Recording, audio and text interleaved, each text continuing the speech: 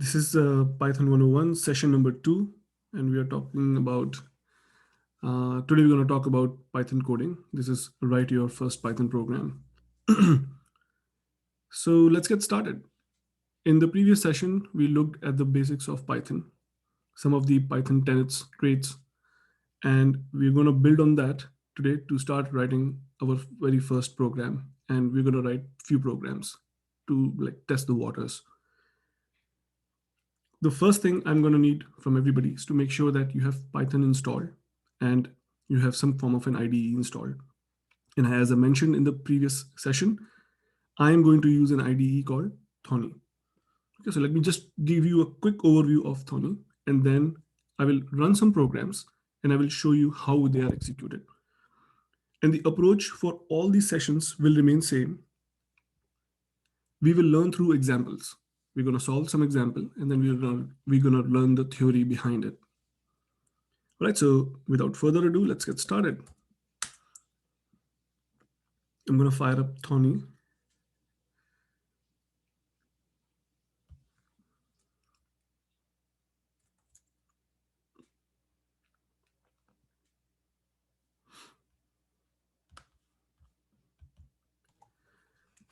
And just quickly, let me just change the theme and font.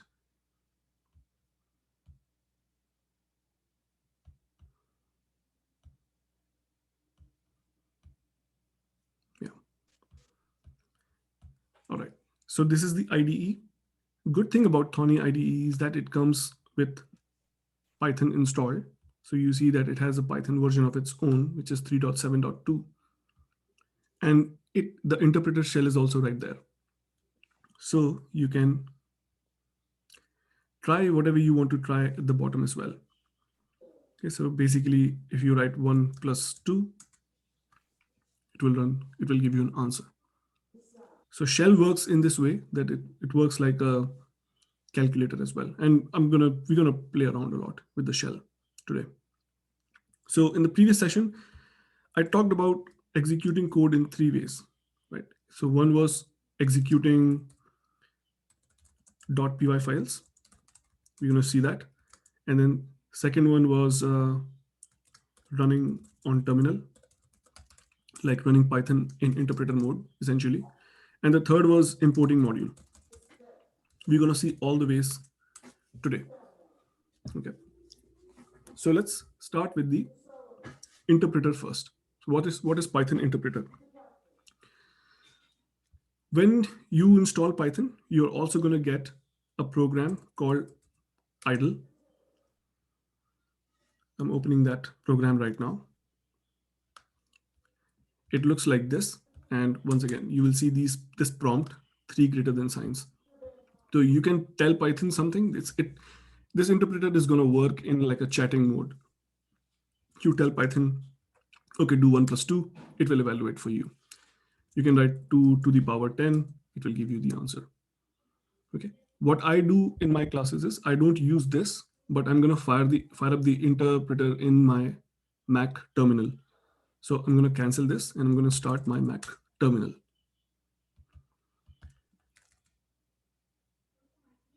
And so writing Python 3, I get into the interpreter mode now.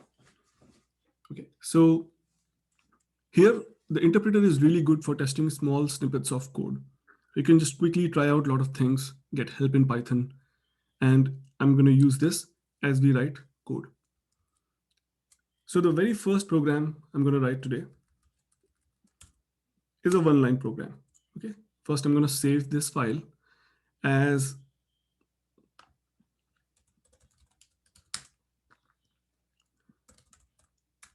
hello.py.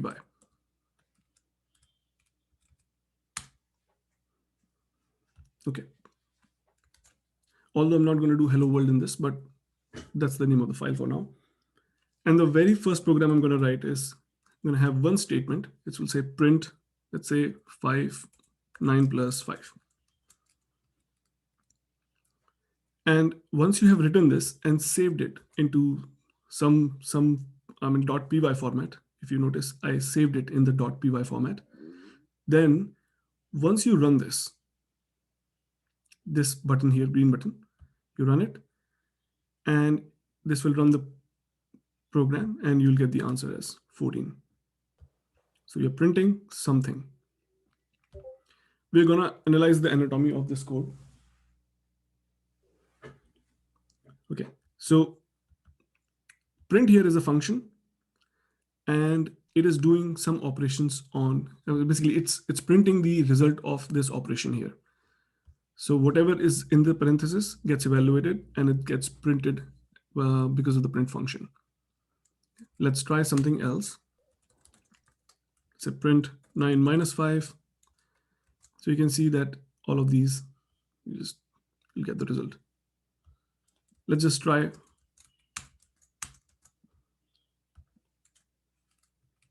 9 multiplied by 5 and 9 divided by 5. So you get, so print is evaluating something and it's printing the answer for you here, right? Very simple stuff, some basic algebraic operations. Although notice that in the last operation here, 9 by 5, the answer is 1.8 and not 1. So if you are looking for explicit integer answers, like full integer answers, then in Python 3, you will have to use 2 forward slashes. That is one small quirk here. So let's run this code and you will notice that now it's 1. This is important because at times you will do operations in which integer will be required, and if you use this, then you may run into problems, and we'll see that. So some basic operations. You're just running some algebraic operations. Now, what is print? So the print is a function, okay? And print is also a function which is a type of a what you call a built-in. And the way it works is that you can put print, and here you can put any expression. This expression will be evaluated and the result will be printed. And how do we get the documentation in Python? How do we know like what print does? The way to do that is to use a built-in function, another built-in function, okay, called help. And then bracket and then write print. That I'm doing that on the Python terminal itself. If you notice, I press Q and I come out. That's a very fast way of getting the help. In IPython world, it would be print question mark, but don't worry about it. I'm just gonna stick to this. So once you do that, help on any built-in. So you will notice that help on built-in function print in the module built-ins. And you will notice that print value, comma, any number of values. Then there is some separator, then and rest of the arguments. So the print the values to a stream, and by default, the std out is the usual default. So in print, you can put all the arguments in one line as comma separated as well. So instead of doing this, you could have just done 9 minus 5. And you could have done 9 multiplied by 5. 9 by 5. Let's run this code. And you will notice that all the answers are here evaluated, and they're all separated by a space. The reason they are separated by a space is because there is a argument by default, which is saying that the different comma separated values with space. We can change that behavior by adding something. Don't worry, we will look into that in future. So now that we are done with this, we can just comment this code out or we can delete. The commenting in Python is done with this. Okay, you just put a pound sign or hash sign, and then that is the commenting. So the very first, very small program in which you are evaluating something and you're printing.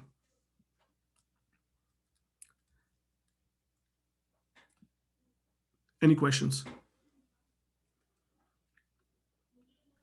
Seems there are some positional parameters like file equals Right, sys.std. right. Can you skip and just specify file, or does it have to be in that sequence? No, it doesn't have to be in that sequence. So you can, they are what is called keyword arguments. So you can specify the key and then you can specify the value. So we will talk about this in when we deal with functions in detail. But essentially, let's say if you want to skip the separator, you just want to put end, let's say, and end as something like this. Then this is, you can just specify everything like this.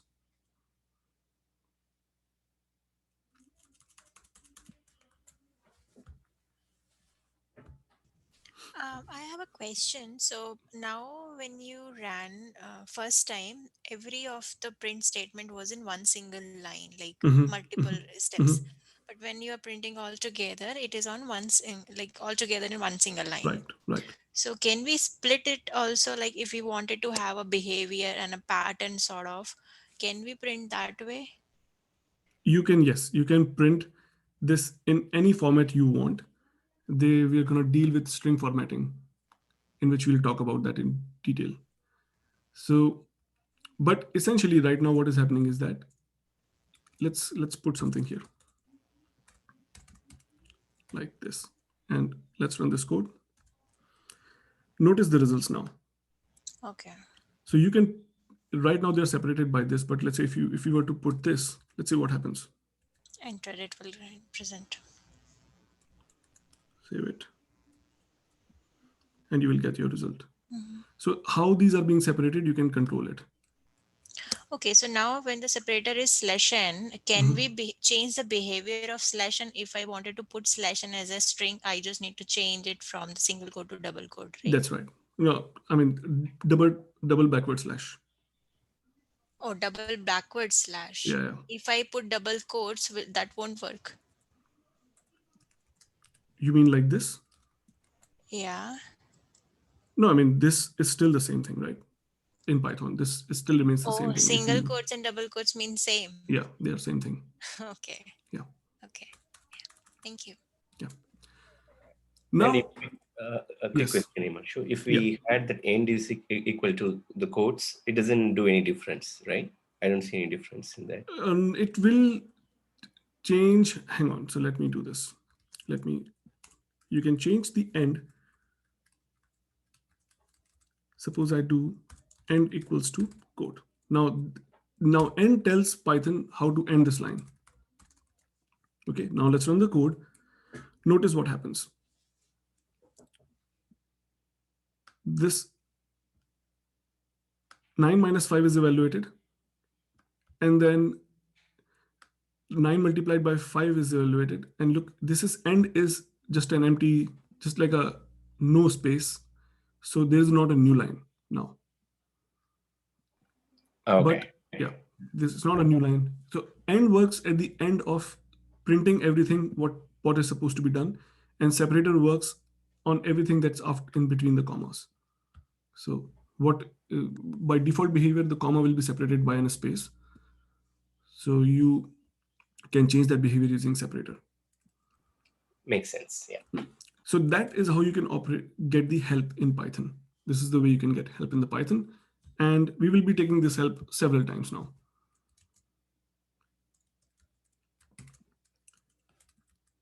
Let me just uncomment this and let's come back here. Let's look at a quick look at the variables and an important concept. Suppose that I'm going to terminal now. Suppose I want to define a variable in Python. Okay.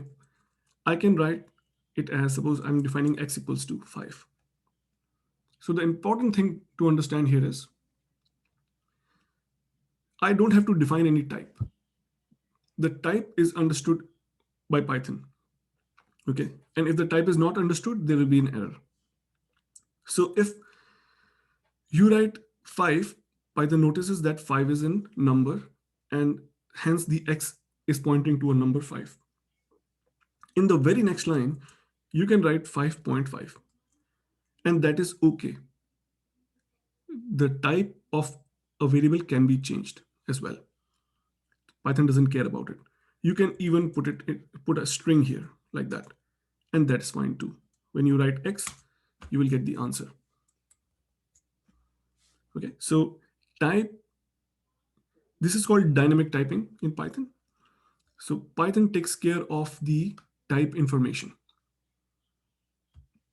So let's go back here, and let's just say x equals to 9 and y equals to 5. Now you can just do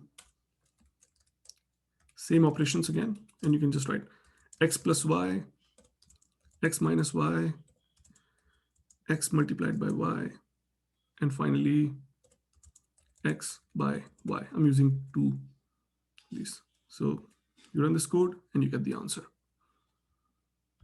Okay, so Himansh, can we consider this as a where keyword in a JavaScript? yeah, it is that. But instead, you don't have to even write var keyword. Right. You can just write Right. it. Yeah. So we can set even an object as well. Yes. Right. You can, as we will go further, you will notice that we can even set functions to this value. So it's going to be, it's very, very robust in that way. See, very flexible. I mean, so that's basically something. We have written a very simple one-liner stuff here that just printing something, and I introduced you to a built-in function called print and another built-in function called help. The good thing with the built-in functions is that when you call them, you don't have to import any specific thing, any specialty module. Okay, and you can just call them. They are available to you as soon as Python is, as soon as Python is loaded, they are available to you in your module. Now I'm gonna increase the complexity a little bit, and I'm gonna introduce the concept of modules. Okay, so what is a module? A module is any Python file is a module. So a .py file is a module. So what we just wrote is a module, and this module is called hello. Right? The name is hello.py. The module name is hello, and other Python files can actually import this module if needed. Okay, and let's do that. When you download Python, by default, there are 200 modules, roughly 200 modules that ship with Python. And then there are third-party modules which are developed by other corporations, organizations for specific use. I'm going to use some of the modules right now. Okay. So let's say I'm going to create a new program. And in this program, let's call this something. I'm going to call this area.py. Okay. First, I'm going to add a comment. See that this is the module name, so that you guys can see. I think you might not be able to see the name. So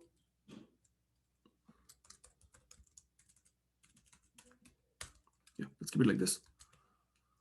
Now in this module, what I'm going to do is I'm going to calculate the area of a circle. Okay, so suppose that there is a radius. So first of all, what is the area of a circle? I think most of the people should know. So if you have a circle and you have some kind of a radius, then the area of the circle is pi r square. Don't worry about it. You can just assume that that is the area if you don't know. So let's calculate the area. So suppose you are given some kind of a radius. Radius is, let's say, 5. Okay, and we need to know the value of pi is 3.14. Okay, then we can essentially compute the area by multiplying pi with The precedence will take care of this first. This is higher precedence, but let's still put the parenthesis so that this is more clear. So we are evaluating pi multiplied by r square, and then we can just print area like that. So we can print it. Let's run this, and you get the area.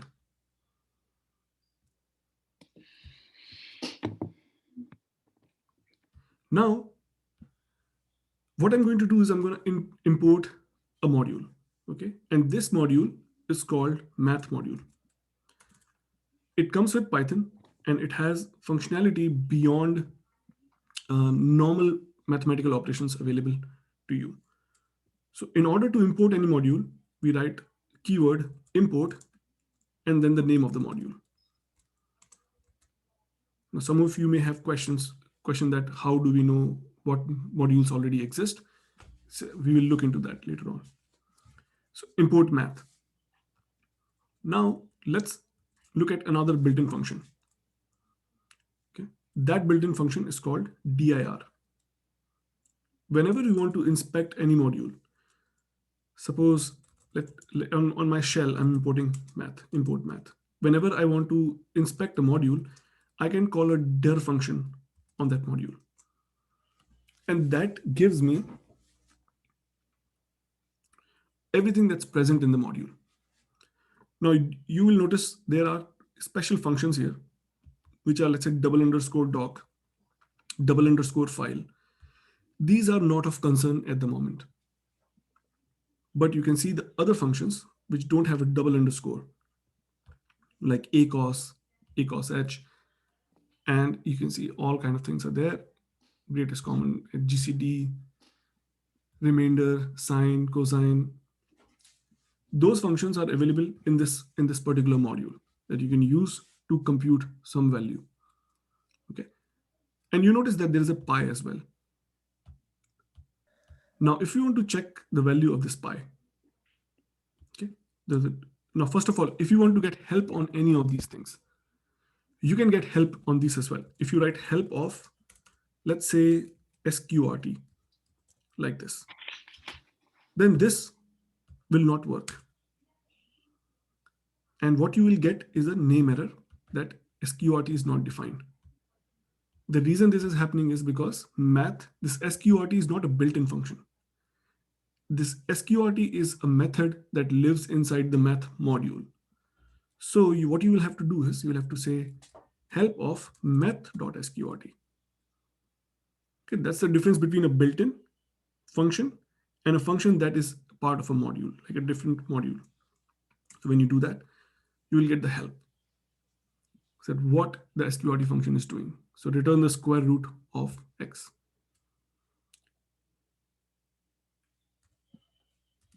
You can do, let's say, math.pi, and you will get the value of pi there.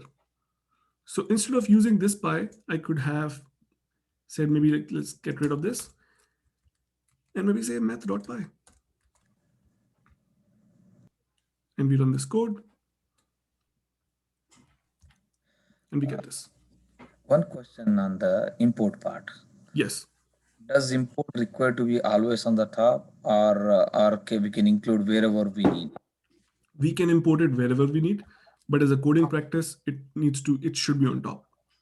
So suppose if we put an import and if it is not being like used, so still that whole part is going to be loaded in the?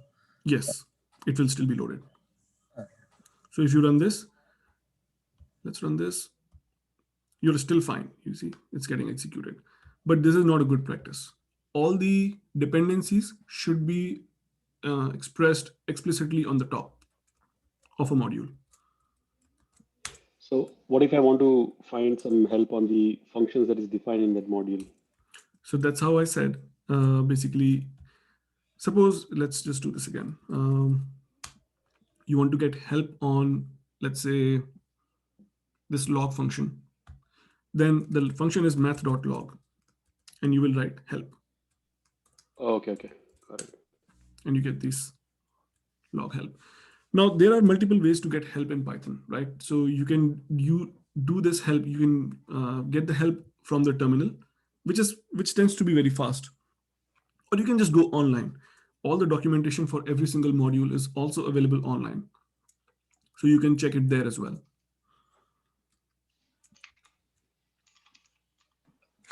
So the window, the bottom window is also like a terminal window, right? So the DAR math will not work on this one.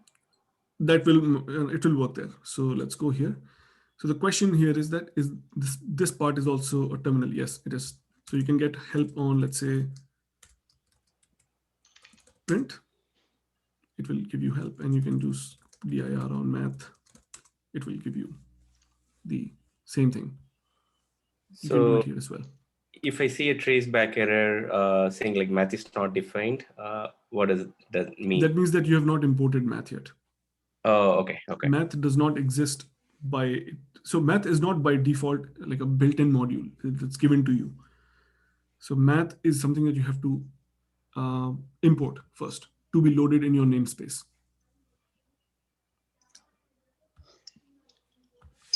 How do you get the prompt back in the terminal after you, say help square root or whatever, and there's an end, but I can't get You get Q. Q is the button. Q. You hit the button Q, and that will bring you back to the console. Thanks. Yeah. Right. So you can import. There are roughly 200 modules, and if you do help modules, then it will load all the modules for you that come. I think it's module, help module. My mistake. Maybe it is the quote.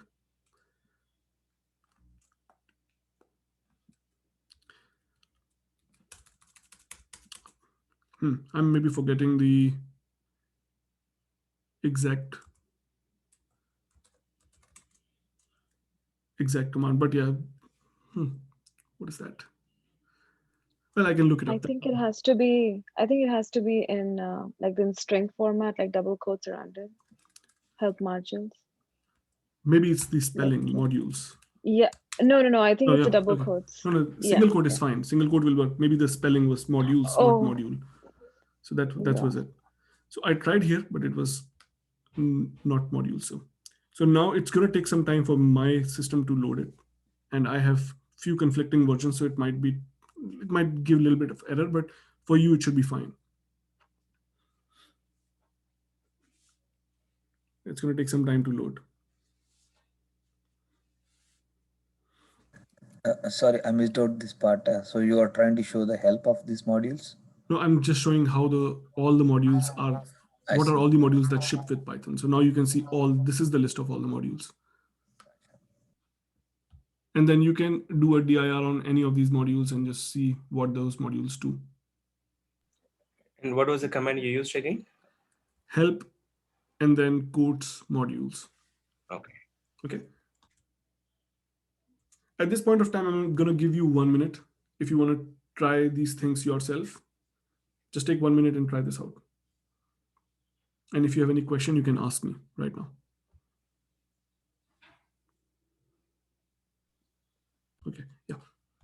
So we have talked about some basic code, like very straightforward code where we are computing something and we imported a module and we used a function of the module. Okay, basic stuff. I'm going to introduce you to now the Python syntax and Python functions. Both are kind of interrelated. Python functions is a very big topic by itself, and I have 3 full sessions dedicated to just the functions. Okay, what today I want to do is I want to give you a brief overview of function. The reason I want to do that is because that function definitions will be used in the class assignments, so it will be easy for you to understand what is being written in those assignments. So I'm going to introduce you to the function and Python syntax. Let's begin with the Python functions. You will notice a main difference in Python language versus other languages. That Python language blocks do not have any curly brackets. Okay, if you were to write a JavaScript function, or let's say you were to write a C++ function, you would write something like public, maybe void, let's say add, and you will have to write int x, maybe int y, and then you'll have to add a bracket, and then you will do something here. So all of this code belongs to this function here. In Python, there is no concept of brackets. Instead, indentation is used to define the boundaries of a block. Okay, so when you write the same function in Python, you will write def, means define. Define this function add. And then you will write just the name of the variables. You don't have to specify any int or anything. They can accept anything here, x, comma, y. And then what you will do is you will put a colon. That colon essentially means that the function block is starting. And on the very next line, when you come, let's say this is the level 0 of indentation, then you will not begin here. You will have to indent your code a bit. The usual standard is 4 spaces. And if you're using an IDE like Thonny, by default, it will do that for you. In Thonny, a tab is equals to 4 spaces, and Thonny will keep indenting your code correctly. So you will automatically indent your code, and let's say you will say, let's say result equals to x plus y. And then you may be returning the result. So you can say return result. And then if you want to come out of this indentation, then you just go back to the level 0 indentation. And then you can write something here. Let's say print whatever 5. So this print 5 exists outside the function. Okay, let's write a function. So what we're going to do is, instead of this area here, I'm going to write a function. And this function is called area. So I'm going to define def area. Then the argument. The argument to this is, let's say, radius. Then I'm going to put a colon. And when I hit enter, notice what will happen. There is an indentation. Okay, this indentation is 4 spaces. Now, let's say I'm going to say result equals to math.py multiplied by radius. And then a function can return result. That's pretty obvious. So return result. And then I hit enter and I come out. Python, so this Thonny knows that I have typed return, so it automatically brought me here. So now we are in this block. So suppose this is like that, then I can just call area of R now. This is how you call a function. You will say area and then R. This R is this, and you don't even need that. You can just pass the argument like that. 5. Area of 5. And then whatever is the result, you will have to print it, because this will just return the result back. Nothing's going to happen. And you can just, let's say, repeat this with something else. Maybe let's say 8. And let's run this code. And you will get the area. So that's how you define a function. You say def function name, list of arguments, and then you will say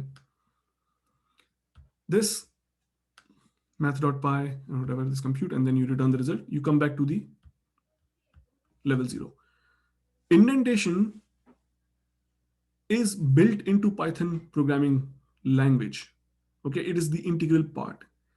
In C++ and Java, as a best practice, people suggest that you use indentation so that code is more readable, but it's not enforced. Here it is enforced. If you miss the indentation, then Python is going to give an error. You can choose the level of indentation you want, but it has to be consistent within a block. So I can say that I don't want this. I'm just going to use one level of indentation like this. This is okay. If I run this code, this is fine. But I cannot do a mismatch. I cannot say like this.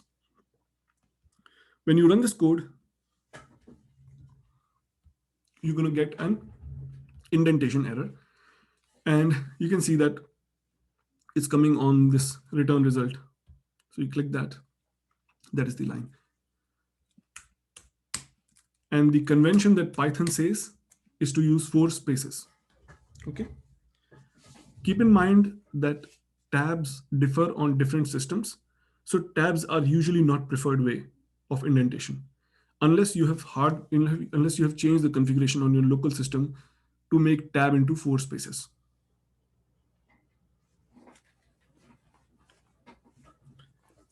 So that's the basic function that I want to introduce at the moment.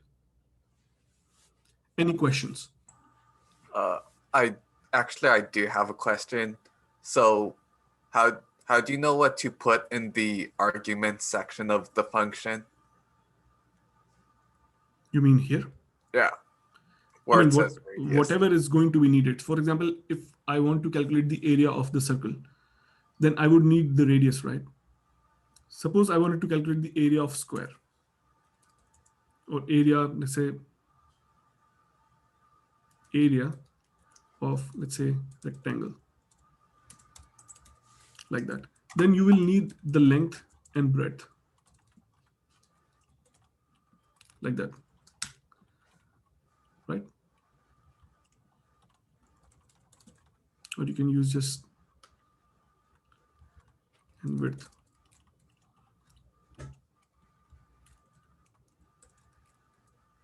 So based on the need of the function, you will specify the arguments that you're going to use. So it's basically like what you need to input or what you need to bind. Yeah, exactly. Right, thank you. Yeah. Any other question? Yeah. All right, so let me introduce you to another. So the main, does this module have a main function, or It doesn't have any main function. This is saying that if this variable equals to this value, then only execute print. And this condition will only be true when you're running this module from this module. Otherwise, it will not be true, and hence this will not be executed. so does that mean this module is the name variable, the underscore name is main for this module, right? Yes, exactly. At this point of time, this equals to main. Let me show you an example real quick. Okay, suppose that I'm going to write print, let's say 5,000. Okay, let me create a new file, and this is called mod1.py. And in this, I'm going to write the first statement as import area. We are in the same directory, so the area module is available here. Let me run this code, and notice 5,000 is printed. I just said import area, and that 5,000 got printed here. Because there is a print statement. When you import a module, that module is executed. But this was not printed. And the reason is because this was under the name underscore if name is equals to main clause. This is only true when you execute it from here. When let me execute this module now from this module and see the difference in the result. Okay, makes sense. But I was a little confused at the name. I thought the name would be name of the module, which is area. Yes, so the name it becomes the name of the module if you are in a different module. If you import it from a different module, but from the same module, the name remains main. That's what this is. Himanshu, it become confusing actually. Don't worry about it, is all I'm saying. Don't worry about it. Okay. Yeah. See, whenever we learn any language, initially there is some these type of quirks that show up. Yeah. Don't worry. We'll take care of all of this. I want to introduce you to another built-in function, and this function is called input. Okay, so let's write another module. This module is, I'm creating a new module. And what I want to do is I want to create a function which is called sum, or let's say add. It takes two values and it returns the sum of those two values.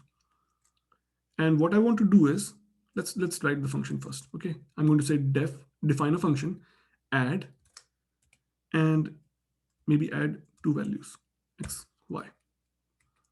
And then my function block begins. And I'm going to say return x plus y. And then I hit enter and I will say add 5, 9. I run this. Let me print the value.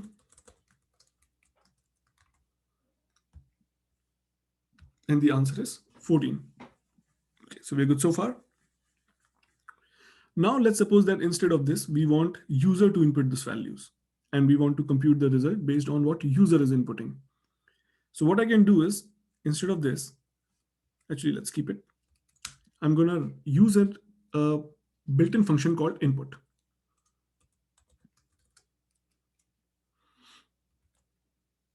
Okay, and I'm going to say x equals to input, and then y equals to input, and then add x comma y. So let's just quickly check the input documentation. So you get help on input. So read a string from the standard input and then supply it, return it back. So if I write, let's say input right now, it will wait for me to add something. I'll say 5, and that gives the answer back. Okay, so let's run this. Let's run this code. And now notice that this is waiting here. So let me supply, let's say 1, or let's apply 9, and let's apply 5. Oh, I forgot to add the print statement. Let's run this code again. So you get 9 and you get 5 and you get 95. All right. So first we added print this and then we added this. The result is different. Okay, let me run this again. Sorry. Let me run this again real quick.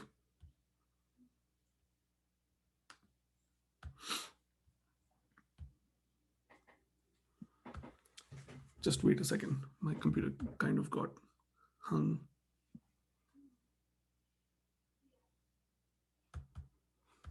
Let me restart it.